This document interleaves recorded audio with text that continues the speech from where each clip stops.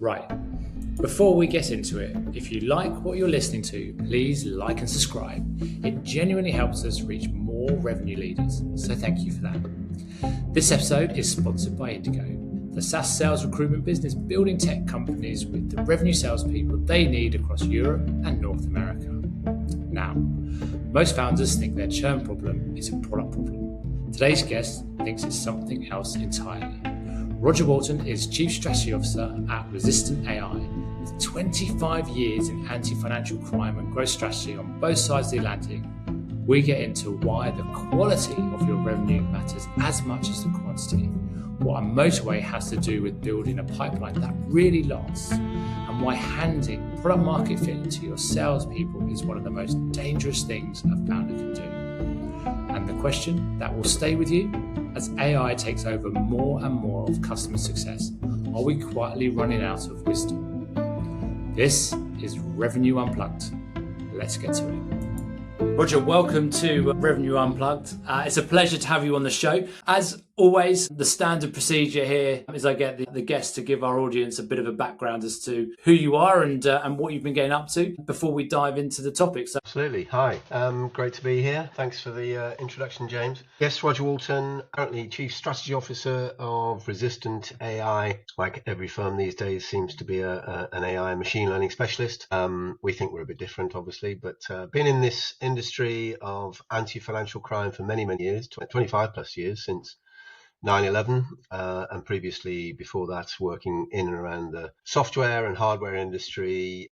I suppose my specialism, my background has always been about growth, new markets and growth. And that's what I particularly enjoy doing, is finding the first few opportunities and figuring out a ways to scale from there. So work both sides of the Atlantic extensively, so have a good understanding of US markets and European markets, representing both European and US firms in each of those different markets. So great to be here and looking forward to having a conversation. Awesome. So the overarching topics that we're going to be talking today is the sales as the fuel of the engine of business and why the quality of the growth matters as much as the quantity, and getting the right revenue, not just revenue, which I think is critical in a world where churn is massive, and what that eventually means to value multipliers. So first off, before we dig into the detail around that, when we first spoke, this was something that you were quite passionate about and wanted to discuss. So just give our audience an understanding as to why you want to talk about this topic in particular. Yeah, I mean, I think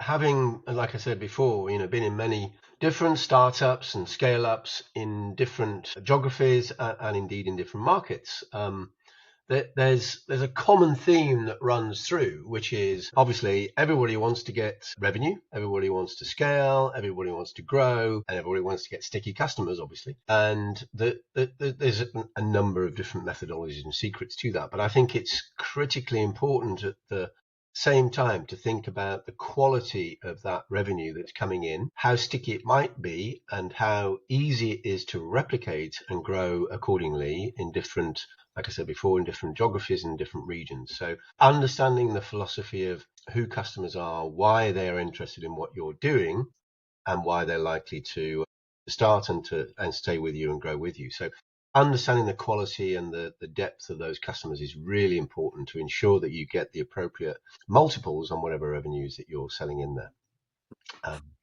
Yeah. Well, that's a great place, because we're going to start with quality versus quantity. We spoke offline about experience you've had, discussions with former colleagues you've had about brilliant data and account plans versus the actual relationship work. Firstly, what do you mean by that? Yeah, I mean, with the advent of all of the LLM technologies and all of the tools that are out there, and the exposure of data that exists for you to capture information about the firm or firms that you're trying to get involved with and build relationships with, it's really quite easy to build an account plan. I say that with slight tongue in cheek because there's always a trick to it. It is relatively straightforward to go and say, I want to build a profile of a business. I want to understand their history, their scale, their challenges. What are the key things that I can focus in on and around to build my business case to position my technology accordingly? You can do that very well, but do you really fundamentally understand the culture of that organization? How often do they look at new technologies? How do they look at technologies? What's the process they they go through. Who are the people that they talk to? Is it more of an American style culture? Is it more of a European type culture? Are there different personalities and different cultures involved in the buying coalitions and the stakeholders you need to get to? It's really, truly, I suppose, utilizing the technology to automate as much as possible, but not forgetting, and really importantly, figuring out how and why how they're going to work with you and why they're going to work with you, and how you then obviously build that relationships and create the right platform for growth. And that might not be a big deal to begin with. It might be a small deal to begin with. It might be a big deal, but it's really understanding what makes sense. It's not just simply about those dollars. It's about the quality of those dollars and the quality of that engagement. Where do you think most salespeople are getting that balance wrong in today's world? And I say that particularly as there's an urgency to get numbers. There's pressure on activity that the salespeople need to do to get to the numbers. So where do you think that salespeople are getting this balance wrong? Yeah, I suppose the trap or the problem that people may face is everybody's under pressure to find deals, close deals for as quickly as possible for the maximum amount of dollars. And of course, we should try and achieve that. But sometimes it's just really important to just pause, take a step back, understand, leverage whatever relationships that you've got, develop those relationships and figure out the best way to engage. And sometimes that might not be, I need to close this deal by the end of that quarter for this amount of dollars because I've got to achieve my number. It's really understanding, well, if it's slipped by a month and I can get a better deal that might be lower value, but it's going to give a much better platform for growth because I'm including a different business area or a different use case or expanding into a different geography, it may well be the better scenario. And that might be the wrong decision, it might be the right decision, but it's really to ensure that you understand all of those things that are in play to ensure that you take the right decision or take the right strategy accordingly. And I think we all jump to dollars, and obviously everybody is looking to get that kind of growth. So it's really important to get the right balance. I'm not saying you shouldn't close that deal as quickly as possible, but I guess I'm just saying let's think about it and ensure that you're approaching it in the right way. Something you mentioned to me quite a few times when we were planning this was about wisdom versus application. And what you've spoken about there is using some of your knowledge and insight as a salesperson to make decisions. So are you seeing in a world now where AI is being used so much that the wisdom is getting removed and people aren't using it? And what effect does that have? Yes, I mean, absolutely. And I've seen it all through my career, but it's especially magnified at the moment. And we see it. We go, oh, this is a tier one financial institution, a tier one bank. Therefore, there's no way we're ever going to sell anything into them for 2 to 3 years. We might want to start to build those relationships, but it's going to take that time. That statistically might be accurate, but there are always anomalies. You just don't know.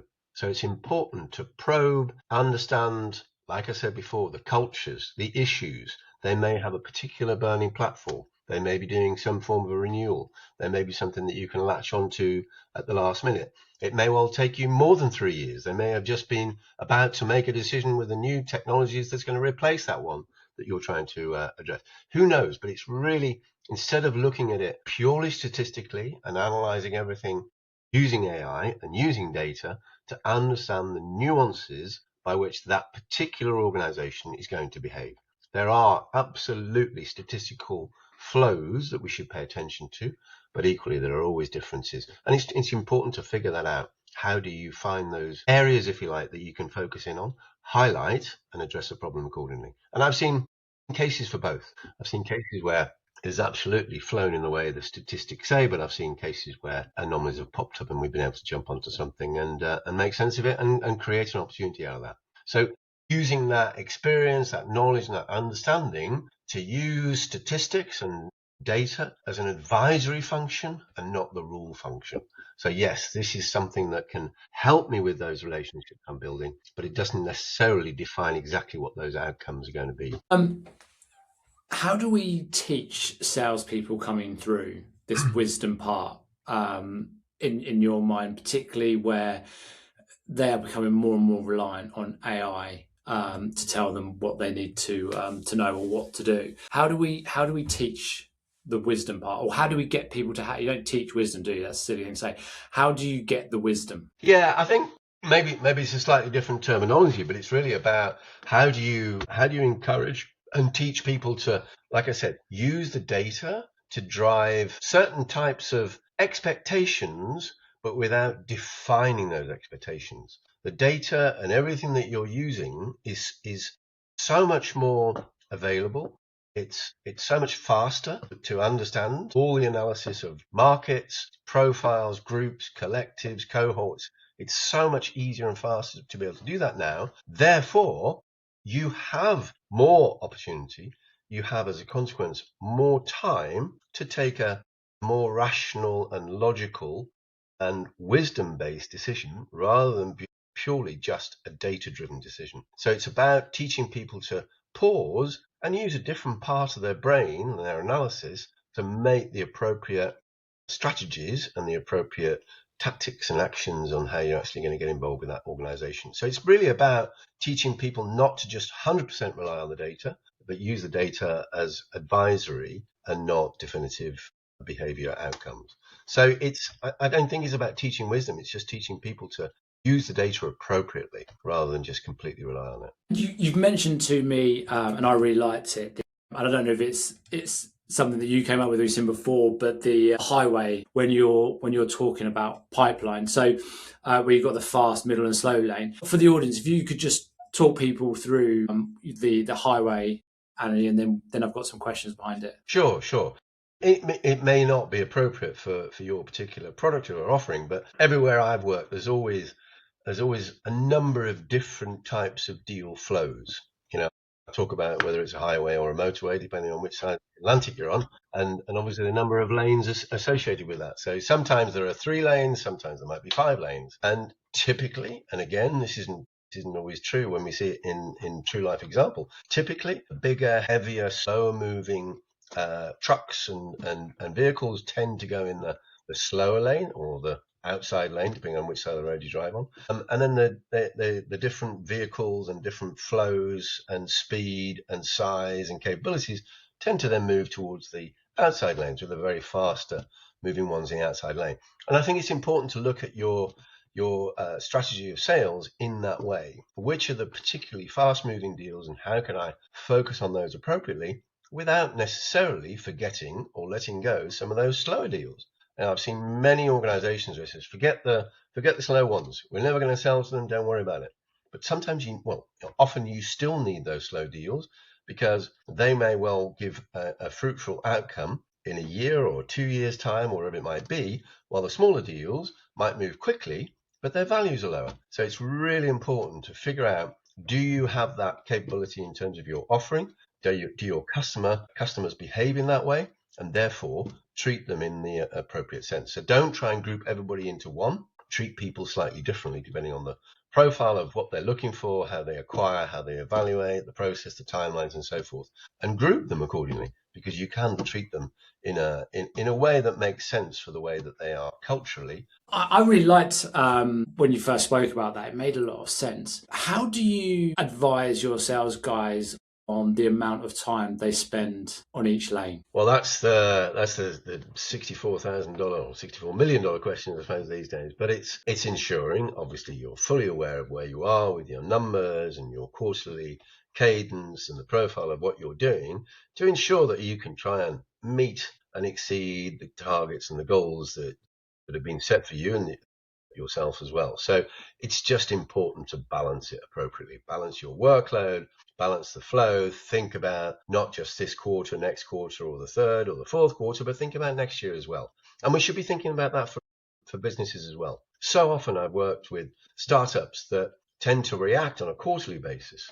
It's like, right, we're going to go for massive growth for this year. We expect to triple revenues this year. So let's go and hire accordingly and build out the right marketing campaigns and the right sales campaigns and start to hire and spend. And then suddenly think, oh my gosh, it's not looking as good as we thought it was. Let's scale back. And we miss out on addressing the future state issues that may well be causing those short-term issues that you face, and you have to react around accordingly. So it's important to balance and ensure that you fully appreciate and understand the market, why your ICP makes sense, the profile of the kind of customers that are likely to lean into that, and how they culturally and how they acquire or evaluate and acquire from a process perspective as well. So it's really important just to balance everything out accordingly. I think a lot of everything you say there makes perfect sense in theory. And you even spoke about when CEOs or founders didn't want to go after tier one banks because it was going to take too long. And you were like, look, we need to do both, which is why you've got the motorway highway analogy. To go into more detail, if you are getting success and you're winning deals on the smaller ones, or even larger ones that are outside the tier one banks, why do you still feel it's important to start laying the foundations and having that lane set up and giving it time? Great question, and I guess I'd answer that in, it may well be that you drop tier ones. You just don't know. If you're in a startup and you're still trying to perhaps even figure out and define your true market and your true ICP, we all talk about the size and the scope of a market and how much of that is actually applicable to you and how much you can actually access and truly sell to it. You don't know that until you've perhaps gone through some of those processes. So that's why I think at the start and the early part of your sort of scale up journey as a business, do you truly fully understand and appreciate exactly where you're likely to be selling and who is likely to be giving you the best return on that investment and the best deal and deal flow and growth performance? Do you truly know that? So that's why I say it's important in the first few phases of your scale up journey to manage the different types and sizes and profiles of deals accordingly. If you find you are able to sell into the fast moving smaller businesses quickly, effectively, and you can see significant growth and very little plateauing in that market, then absolutely it might well be the right thing to do to drop or to tail away from your tier one activities, but you don't know. So that's why I say it's really important to, I think, to make sure that you fully understand the different sizes, scopes, and scales of markets. It's another analogy. I don't know if it's applicable as well. It's like if you're breeding animals, elephants can take 18 months gestation periods. Mice take a few days. So yeah, you can treat mice in a very different way. They're going to deliver different animals, but they're very small compared to the elephant one. So it's really figuring out what is the best way for you to set up your business and what is the best way to grow. And sometimes you don't know that until later. And I think we get a lot of pressure from the boards and from management to say, we just need to grow. We've got to get our ICP. We think this is the ICP. Let's go for it. And we don't really know that. And we don't know the top end or the size of that market may well peak and plateau well before you're ready to peak and plateau yourself as a business. So it's really important to understand and appreciate and therefore have the insurance of the variety of opportunities to go for. Yeah, and you mentioning the pressures from the board and the investors is a nice segue into the next part that we're going to talk about. You mentioned, and I fully agree, that most startups end up running out of money and not having the success they wanted, not because their proposition isn't right, it's because they've scaled too soon. And a lot of what you just spoke about there, about the highway and understanding the lanes that you need to be in, how much of that is pressure from the board over founders' kind of ideology of what they wanted to do? Yeah, I think there's a lot of that, and I think there's sometimes, and don't get me wrong, in fact many times there are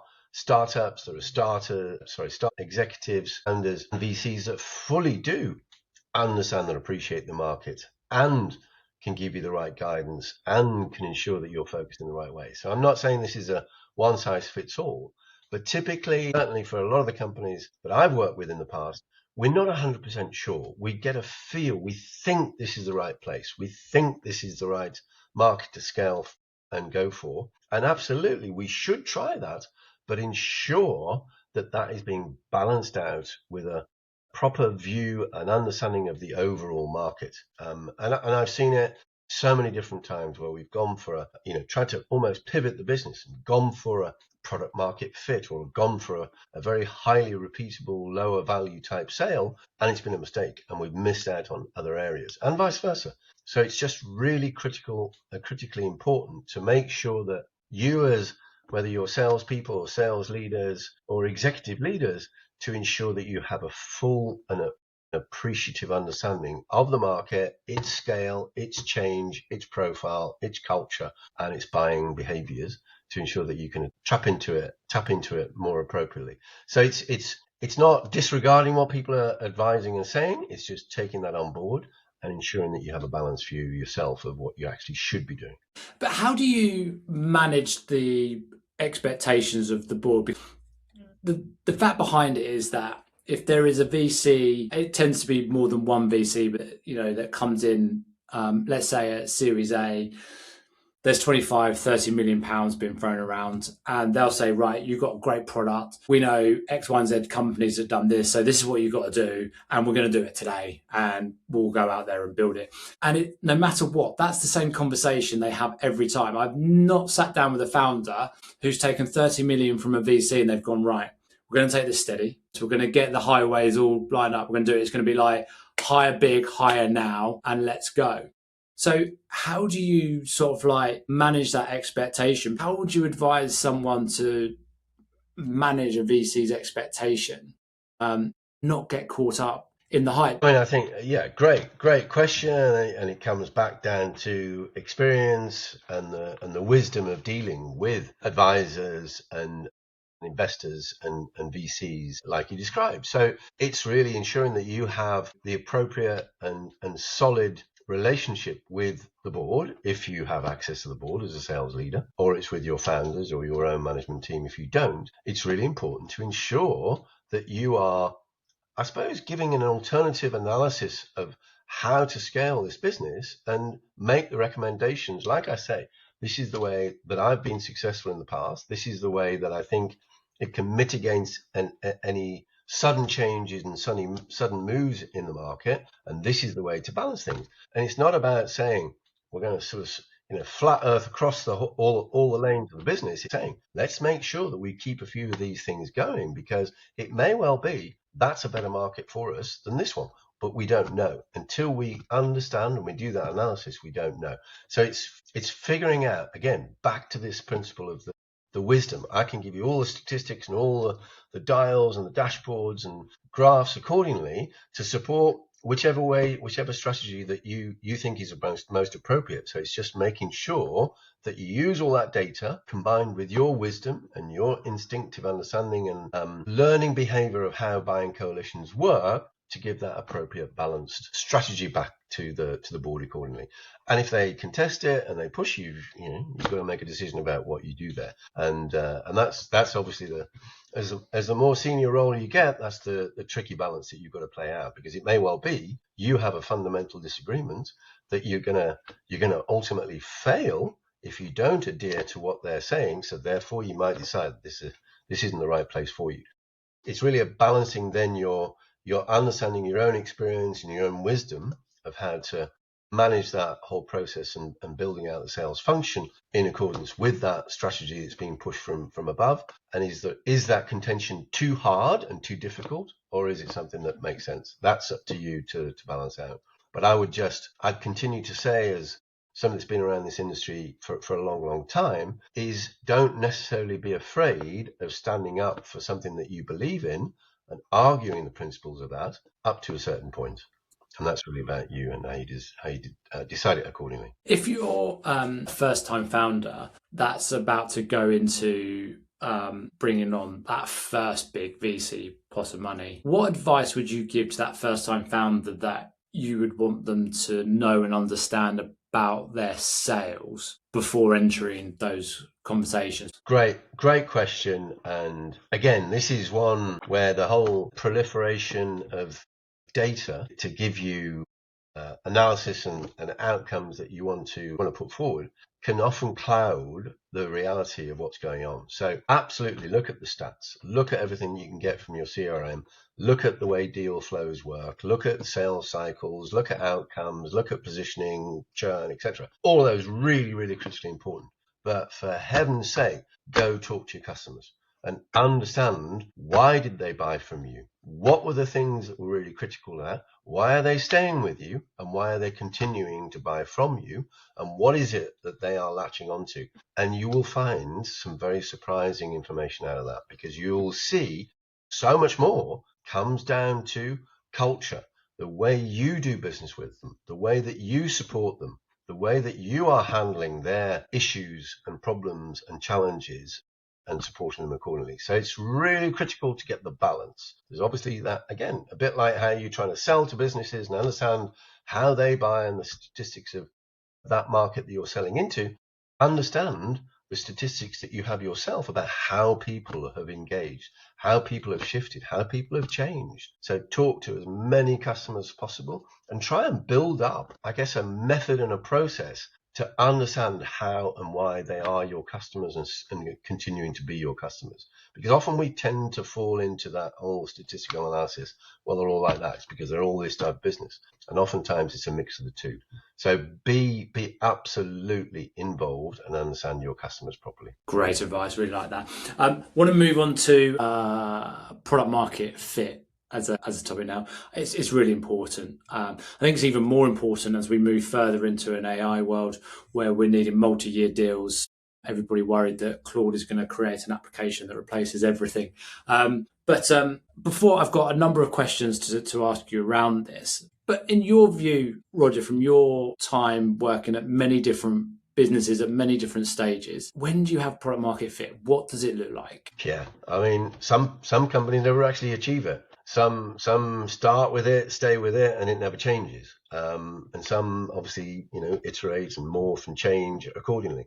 And I think that's the lesson, is figure out what it is. How tight is your product market fit? How tight do you think it could be, and how tight do you think you want it? And then build the organization to support it in that method. And it really does depend a lot on your technology, how you build that technology, how you deliver it, and how the customers use it. So it really honestly does depend. And it also depends, like, for example, if you have a very, very specific product offering that is implementable and configurable by your customers, that is a very different type of product than one that might be delivered in the same way, but it is uniquely trimmed, fitted, tailored to specific customer requirements and customer data sets. So it's much more of a managed service as opposed to just a pure SaaS delivered offering. So it really does depend. And I don't think there's any one size fits all methodology to that.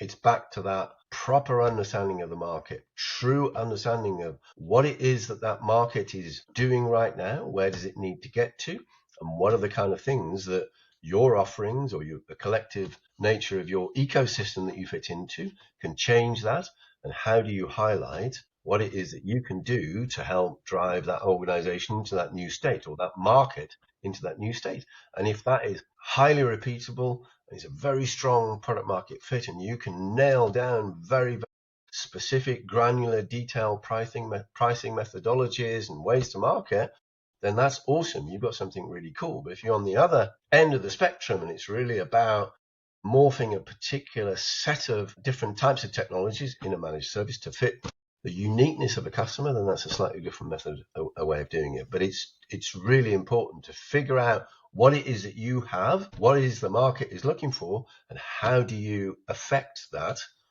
and drive business value out of that, and then making sure that you slot into the way that people analyze and understand that. And I think many organizations, many startups tend to take an approach. Well, I've got this. I know that it's going to make this difference because I've seen it with these 4 or 5 customers over here. Therefore, it must be true for these 5,000 over there. And it isn't necessarily. It might be, but it isn't necessarily until you properly understand and figure that out. So understanding, leaning in and being involved to the market, as well as how your product fits, to ensure that you can make that most appropriately and most efficiently. I think everybody will agree with you that the ICP is usually a moving gatepost as the product and the business evolves. But are there any leading indicators around, you touched on product usage, churn. Is there anything that people should be looking for that suggests they're on the right path or that they've got it wrong? Well, I mean, it's back to this blend of the analysis of the data so that you can see how your market, your customers are behaving, how are they responding to what you do, how many competitors or similar offerings are entering into that market, how well are they doing, what are the different, I suppose, profiles and experiences of conferences and material and outbound and positioning. Are there regulations that is driving certain types of behavior in your market that might be changing or might be adding more flexibility or less flexibility into your market? It's not just simply about, I've got this product, I've got these 3 or 4 customers, I've got this experience because I'm from the industry, therefore it's all going to look like that. You've got to keep a handle on everything. And that's why, and certainly this is not owned and driven by sales. This is contributed by the information you can pick up from sales, but it's typically it's owned and driven by the CEO, along with the head of marketing, along with the head of sales, and along with the head of product. Sometimes that's all the same person. So you really have to have those debates with yourself. But it's really important to look at the different inputs into that strategy, analyze the data, make sure you extract the appropriate experience and wisdom from the interpretation of that data, and apply the strategy that it may well be absolutely rock solid, tight and defined from day one, or it might have to be flexible and malleable as you move forwards into that market. And all of those things can be different depending on geography, depending on the time in the marketplace, depending on scale, size of business, and so forth. So it's really critical to make sure that you are continually evaluating, understanding, and adjusting the way that you're dealing with that market. It's almost like you knew what my next question was going to be, the way you answered that, as though we've planned this to a T. But one of the things that you mentioned in planning was never outsource product market fit to your salespeople. Help me understand, if a founder's outsourced product market fit to salespeople, how does that look? Well, because you're going to then rely on what's just easiest to sell as the method of defining your product market fit. And that may well be the right way, but you don't know. Back to what we said right at the beginning, selling into a certain market may well give you good short-term revenue, short-term growth, which might be awesome, but you might plateau if you don't fully understand and appreciate what's coming. And again, that may well straighten up and plateau sooner rather than later, not just because of anything that you could have seen, but it could because of new regulations or new things that are happening in geopolitics like we're experiencing right now. You don't know. So it's really important, not that you can second guess and predict the future, but just to have a strategy that can react, can pivot, and can adjust accordingly. And you will not get that from just pure sales. Like I said before, understanding who your ideal customers are and how you're going to sell into them is a balance of your own experience and knowledge as a founder, but with information from your marketing team of what's going on in the market, how people are acquiring, competitive landscape, new products, new regulations, all these kind of things going on, how good your product is to address those particular areas, what are the things that you can highlight, what are the key differentiations you've got, and also which are the customers that are buying well, which are the ones that are really interested in, which are the ones that have got budget now, which are the ones that are willing to spend. They've got these burning platforms to deal with. All of those data points are really critical in independence, but collectively they give you a much better idea of how to manage your strategy accordingly. And so does it, the challenge that you have from this, I guess, is when you have an early stage business, you bring in a salesperson and they're just going out there to generate revenue wherever they can. It's impossible to have product market fit at that point. It's just go out there and make sales. I speak to a lot of founders who will then say they've got product market fit, but what they really mean is they've got a lot of leads and a lot of conversations happening in a particular sector. At what point, when you're in an early stage business winning these new clients and you're letting your salespeople go out there and just try and win revenue, you've got your lanes they're going after, but the bottom line is you need revenue. Where I see, or where I feel I see the mistakes happen, is the churn starts to happen. So customers come on, they stay for 1 year and then they move off and they see it as a product problem or a customer success problem, not a client problem. So at what point do they realize that stop trying to outwin new business to beat the churn and realize actually those first customers they're not right and we should stop selling to them? At what point should you as a sales leader look at that and go, right, this is a sales problem, not a product problem? Yeah, that's a great question. I suppose that's where the art meets the science and vice versa, which is you have to have, and again, it comes back to having experience in the sales leadership and in the management team accordingly as well, to figure that out as quickly as possible, because you may well find you've built a product that's just a slightly better version of a competitive product, and you've hired a salesperson from that competitor who's gone and flipped a bunch of his or her existing customers to your product because it's slightly better, and you've missed out on a whole regulatory change that's coming that's going to obliterate everything that both of those organizations have. Or that there is a new product from a different institution that's based on some new technology from Claude that we never heard about that is going to wipe out your differentiation. So it's so important to be on top and understand how customers are buying, why are they buying, and why are they staying with you, and what are they looking at, and talking to your customers accordingly. So back to, again, what we talked about before, which is the balance of looking at the graphs and statistics and everything else that you can see about your customer base, but talking to them as well and understanding. There are going to be people shifting and changing in the people that you're dealing with, the customers you're dealing with. And then there may well be new people that come in and have different interpretations of that. So it's really critical to understand that, again, so you can adjust and make sure that you are focusing, following the market properly, and maybe even leading it and driving it as well. So it's just so important to balance that data with the experience and just having those conversations with customers as well. So I really think the conversation with customers is super important. Who should be having those conversations with them? Because I know you said, look, we should be taking what salespeople have, the knowledge they have, into consideration. But 9 times out of 10, the salespeople are looking to just close deals, largely paid off year one revenue. I think it's fair to say, without being unfair, that renewal is not important to them anymore because of the way a lot of commission plans are set out. So who is the right person to actually get the right insight, should be having the conversations with the clients? And what questions should they be asking?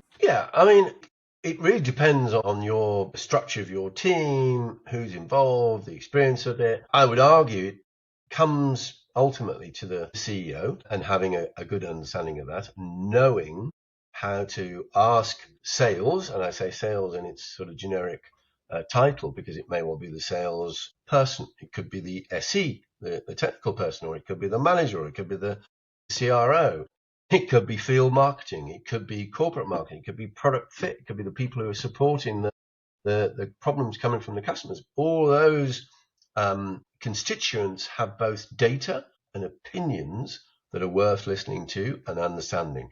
And it's a really, I think it's the hardest job in any kind of startup is the CEO, because you are responsible for so much, but you have to do so much, and you have to try and make sense of all the different conflicting opinions coming from your organization to make the appropriate strategic decision accordingly. It's so important to balance all of that out. But yes, you have to and should listen to your very good salespeople who are doing those new name business deals.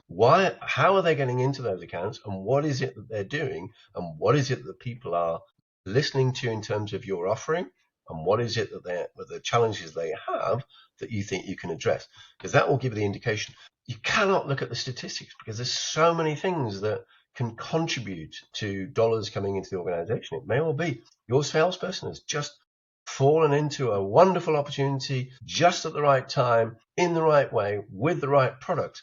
And you go, well, therefore, every tier one institution should behave like that. But you can't guarantee that. So it's balance, taking data with opinion and making the right decision accordingly from different constituent parts that have touched or could touch that customer experience. Like it. Before I let you go, I've got one last question, which will put you on the spot a little bit and have you on your toes. Around product market fit and customer success. I've had some roundtables with sales leaders talking about AI and sales enablement. And it seems on a whole from the people that I've been talking to that most of AI and sales enablement is going into customer success and helping the churn rate. When we spoke at the beginning about wisdom against application, where more and more businesses are using AI to run their customer success, is there a point where we've got no wisdom left and it's going to be hard to accurately point what product market fit is because AI is just running around fixing problems? I think there's a danger, I suppose. Maybe take a step back, because there's both a danger and there's an opportunity there.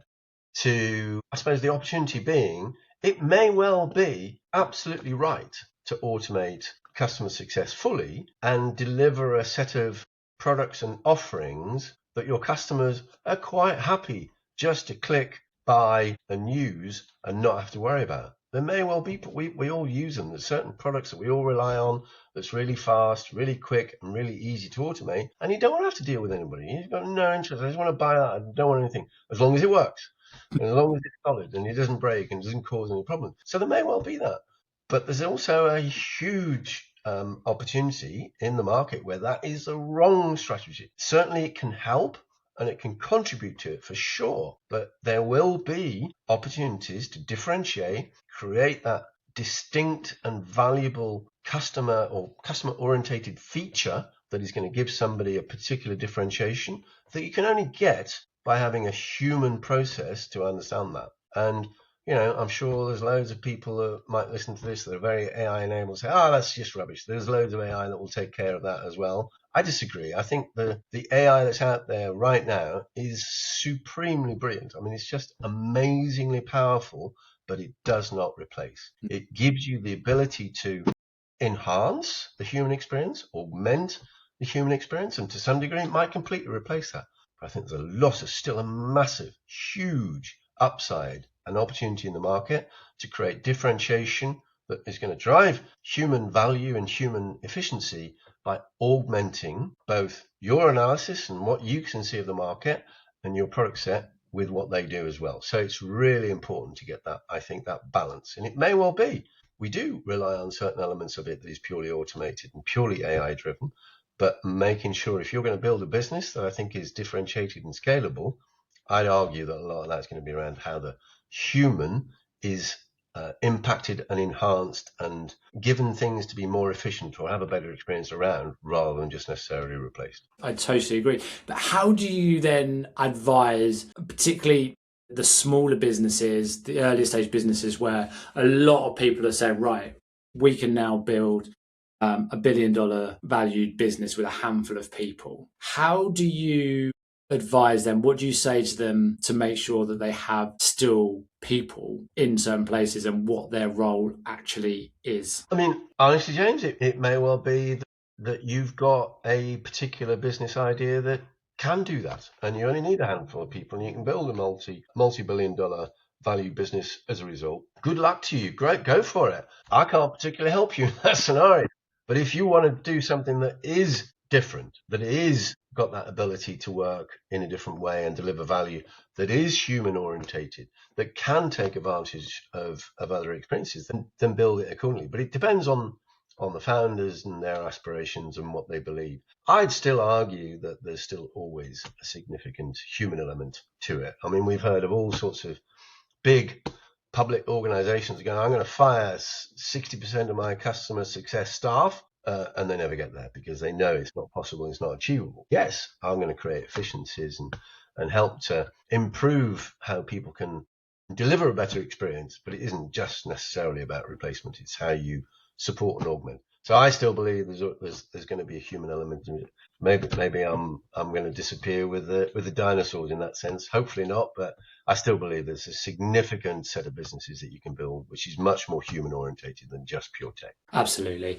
And I also bring it back to, I still think people want to deal with people. I think they'll accept an agent to some degree in a lot of what we do because it does make things more effective and quicker. But to not deal with a human at all, I think as a race, I just don't think it would work. And I think if you tried it, you'd end up going back to having people involved at somewhere in the stream anyways. And I also think the art plays a massive part. It's not as big as the science and the maths, but it's the glue. Lose the glue and things fall apart. Questions how and why, as opposed to what and when and so forth, are so much more important, I think, or really enhance that ability to make the data make more sense. Roger, I really appreciate all your time in putting this podcast together and the conversation we've had. I've learned so much from talking to you throughout, and thank you for taking your time to share just a little bit of your wisdom with us here today. You're very welcome. It's been a pleasure. Great chatting with you.